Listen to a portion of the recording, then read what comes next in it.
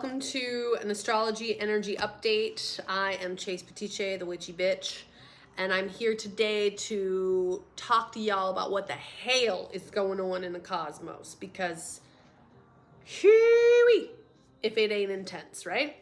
I personally feel like at this point in time, more than at any time in my life, I feel like I am living in a kind of matrix. I literally had a dream last night where I was able to go inside of a video game. I had to do some kind of trance, and then I went inside the video game and I realized I could do whatever I wanted in the video game. I could do whatever I wanted in the movie. It was like a movie video game. And I'm starting to feel like that's the way that that our world is becoming. And this eclipse, I just spent a really long time studying this eclipse, and that's kind of the conclusion that I kind of came to is this is a very powerful eclipse that we're going through right now. Right now, currently we're in the eclipse tunnel, which is in between eclipses, right? We had one on April 30th in the sign of Taurus, which was a solar eclipse, a partial solar, and we have a full moon lunar eclipse on May 16th in the sign of Scorpio at about 12:15 a.m. Eastern time. Now, this lunar eclipse is conjunct, meaning there is a lot of astral bodies, a lot of planets, and the north and south node that are currently blending with the energies of it. So the most potent and pivotal thing that I'm seeing in this chart currently is that the south node of the moon, which the north and south node in any birth chart is our points of destiny. It's, Stephen Forrest says it's our past life. Our south node is our past life, and the north node is kind of like our future life, or where we're coming into in this lifetime if we resolve the karma of the past life, if we're able to process it and move on. It's our evolutionary standpoint from which we are moving forward, okay? So the south node currently is conjunct the moon for this lunar eclipse, okay? They're only 3 degrees away.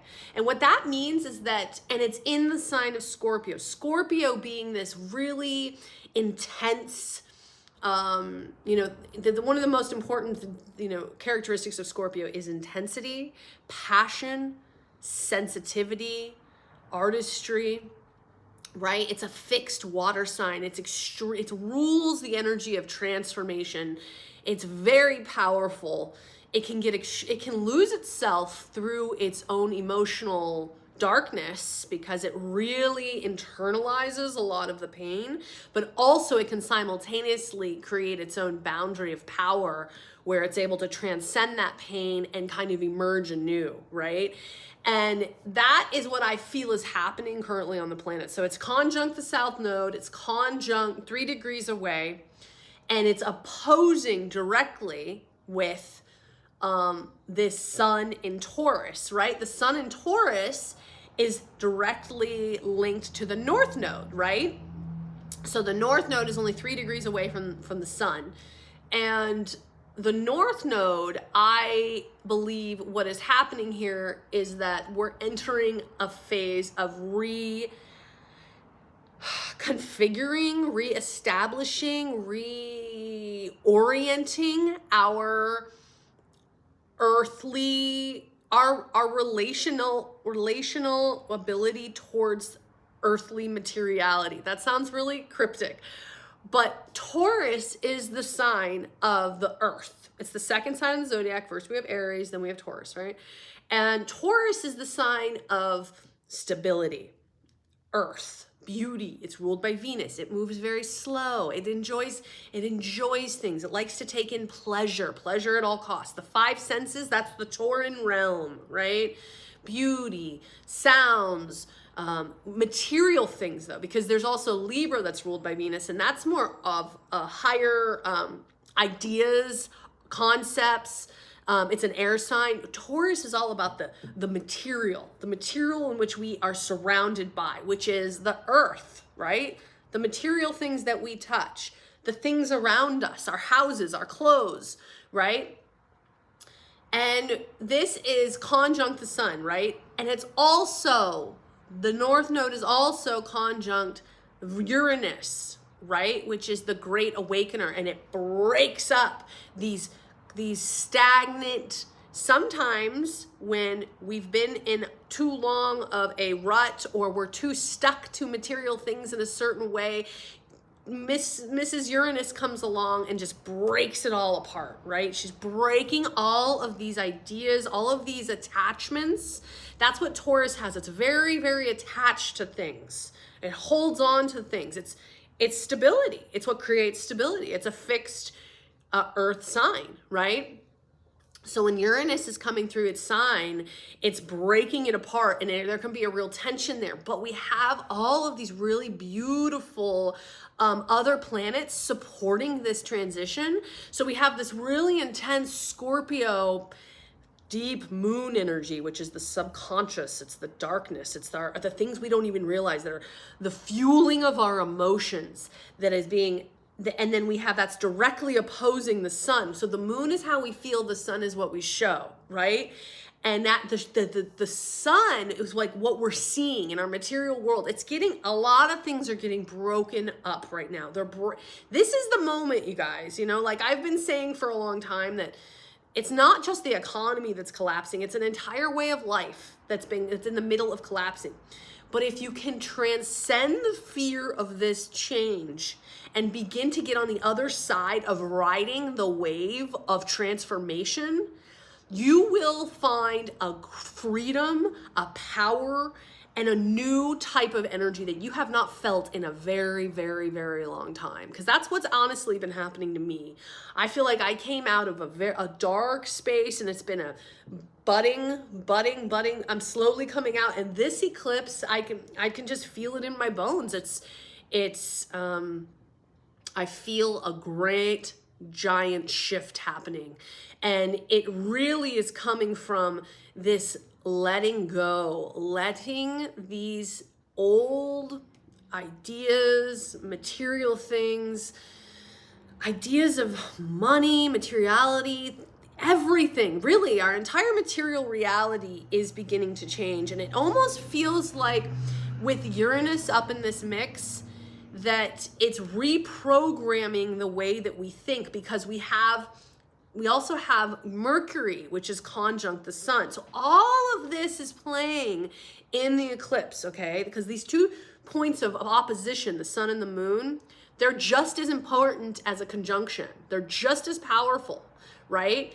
That there's things opposing and there's things there's things blending. The conjunction is the blending, and that's a lot of what I'm talking about here, but then there's also opposing. So all of these come together in this melange of energy. And I'm interpreting the energy for you right now.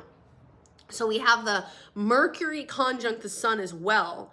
So it's working on and the Mercury is actually retrograde. So we're going back over things, but it's also in the sign of Gemini, which is where it belongs, which is really, really very sharp thinking of kind of going back and going over things in our life that maybe we're ready to be done with, to really end, to settle, to finalize.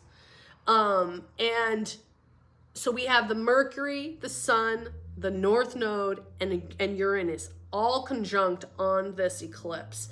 And so we're not only reprogramming our brains and our minds towards a new future, a new way of living, we're also simultaneously getting that electric boost from Uranus. Because Uranus, remember, whatever it touches and whatever it's a part of, when it's in sync with a bunch of different aspects or planets, it's awakening. You know, it's I like to think of like Uranus energy like Nikola Tesla energy. You know, kind of mad scientist energy that's like, ah, you know, there's like lightning bolts in the hair and like, ah, you know, like that's kind of like what I like to think of in kind of like Uranus energy. So that's why the Tauran energy has a hard time with it, because the Tauran energy is like, I'm stable. I like to be stable. Don't mess with me. I like my routines. And Uranus is like, I don't think so. I don't think so. This is old. This is very old, and it needs a revamp. It needs a rechange. And then you got the Scorpio up in the mix that is like using its depth of intensity and power. And, you know, the thing about Scorpio is that it is so powerful because of how it feels, because of the intensity of its emotions, right? And when it can feel that deeply, because, you know, as somebody that teaches intuition and teaches people how to tune into their intuition, the foundation of all magic is built on the emotions, right? That's why people who are very intuitive are also very artistic, and they're also in tune with the energetics of situations and things, right? That's the foundation of magic is built in emotion. And so there's really a chance right now to make some real magic in the way that you want to see, that you'll feel inspired for your life to go. If there's a change if there is a change that you have been on the horizon, that you have been in the midst of making, but you haven't quite, you know, checked the last box, you haven't quite moved, you know, yourself forward in that direction, right now is the time to really access that potent emotional core of inspiration and power to allow yourself to transform. Because what's been going on the planet is that the empaths of the planet have become bogged down. It's like we're the ones that keep the energy moving towards the light, towards evolution, towards love, right? Towards consciousness, awakening of consciousness. And our systems have gotten gummed up. They've gotten really slow and gummed up by fear. And our spidey senses and our antennas of how we interpret the reality, interpret energy on the planet has gotten so bogged down by the darkness and the fear of the planet that it's almost like it became this gray. We became encapsulated in kind of a gray. We were in a gray sphere where we couldn't see out. We couldn't find our clarity. We couldn't find our strength.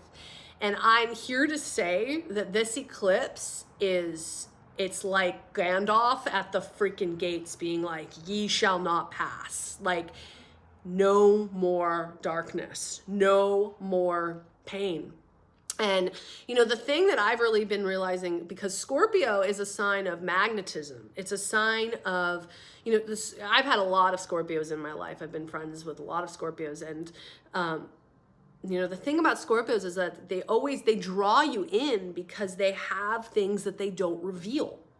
You know, and as somebody like me who's Italian and has a ton of Sagittarius, I'm just like, blah, blah, blah, blah, blah. I'm going to tell you everything about my life. I'm going to tell you what I ate for breakfast. I'm going to tell you what my shower was like. And it's like, I'm finally starting to learn in my older age that revealing everything actually can be a type of weakness. And this is very different. It's not manipulation. It's holding things that are sacred to you, because how many times in my own life have I revealed an idea or something that I'm excited about to somebody who can't truly receive it, and then it discourages it and it kind of puts out the fire, right? Versus keeping that idea inside, holding it close to me and not revealing everything, you know? And that is what creates a magnetism versus what's it called? The opposite of magnetic, when things polarization or pushing away, right? And you know, when you reveal everything, there's nothing left to find out. But simultaneously, when you reveal everything, you're really, really vulnerable. You're extremely vulnerable to the outside. And we're at this place in time currently where the empaths, we need to start holding our magic, our sacred energy on the inside, and only revealing it to our closest confidants, the people who are on the same wavelength, the people that fully understand us, the people that are supportive, the people that lift us up, that encourage us. Otherwise, the fear on the planet is so heavy that it's going to snuff out the inspiration and it's going to snuff out the power. And the planet, Mother Earth, is asking us with the deepest request and clarity to begin to shield ourselves from the dark negative aspects of humanity. And this, it's not going away. This has been my issue my entire life, truly, is being so overly sensitive that I collapse. And I think that's what happened to me this past year especially. And I'm finally at a point where I'm like, oh, I can't continue to live like that. Otherwise, I'm not going to want to live. So there has to be something that changes. And this scorpionic transformative power that I'm talking about here is where we begin to build this. It's not a shield. It's actually a strengthening of our own energetic field. It's a strengthening of our own energetic field where we allow ourselves only to allow in what we choose. So that is simultaneously reacting to so that is the moon element, that scorpionic transformative element that is the deep shift of our internal world. And then it's showing up outside of us with this great shift in Tauran energy. So, if you look at even, the stock market, and I'm not saying any of this to make anybody afraid. I actually, at this point, and I'm being completely honest, I feel very excited about what is happening with the stock market, what is happening with our world. Inflation's out of control. The U.S. is the amount of greed that the imperial power of the United States has. It's like usurped its greed to its max amount, and it's finally between a rock and a hard place, and it's finally having to come to terms with that. And it's through this new electronic up-leveled frequency. There's new methods, there's new ways of moving wealth, materiality into a etheric, more energetic frequency, which is connected to our consciousness. So, everything is one. And so the Tauran revamp that we're going through, these structures, these stabilities, these things that we thought were stable breaking apart, at this point in time, I'm like, let it burn, open it up. Because the way it was working, the fear, the darkness, the greed, the this, the that, it's not working for me, and it's not working for any of the empaths that I know. So let it go, let it burn, let it move forward. And if you have that level of trust, this is what I teach in my programs, this is what I do for a living, is I teach people how to engage and align themselves with the flow so that they are not carried by the current of fear, and instead they are carried by the current of God, the universe, the cosmos, whatever you want to call it, and they begin to live a life that is more in trust. And that is where I am at. Something has happened where my trust has become renewed, fully renewed, and I feel this eclipse is a breaking point too, because it's really like, if you're gonna stay on the other side of the darkness and the fear and the narratives and the wars, it's the rest of our lives, or my life, if I stayed on that side, would be very dark. And that's not what I'm here to do on this planet. And I don't feel like, if you're watching this, it's what you're meant to do either. So that means we have to get on the other side of it and begin to embrace chaos, because chaos and structure, they're two sides of the same coin, right? And you can't have a reconfiguration. You can't have a new evolved system unless there is a chaos that breaks it all up. And that's what we're in the midst of right now. So we can ride it with grace and power, and we can ride it with confidence and trust, or we can ride it with fear. And I'm not there anymore. I don't have it in me. I don't have it in me to fear. I just don't. I feel like all the freaking fear was squeezed out of me the past couple of years. I'm just not there. I'm not there energetically. So, the other thing that's happening on this full moon lunar eclipse is the moon is trining. So the other thing we've been going through simultaneously the past couple months, is Jupiter's conjunct Neptune in Pisces.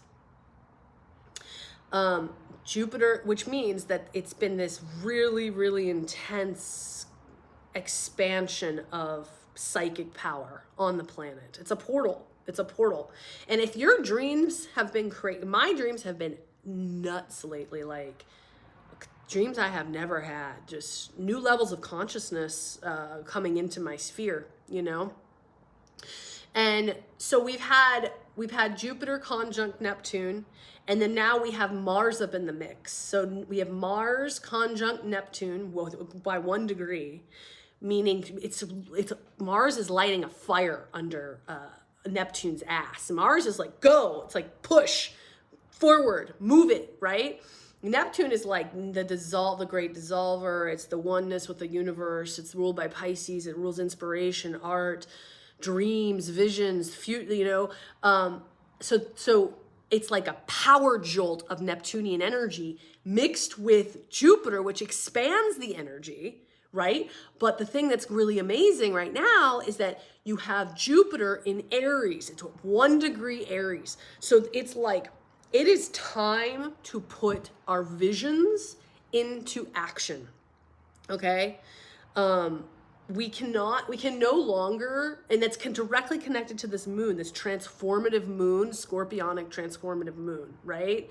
So it's like, we can no longer bear the weight of the world and stand on the sidelines. We must begin to, whatever it is that we are envisioning for ourselves, the planet, changes we want to make, begin to step our foot forward and put it into action.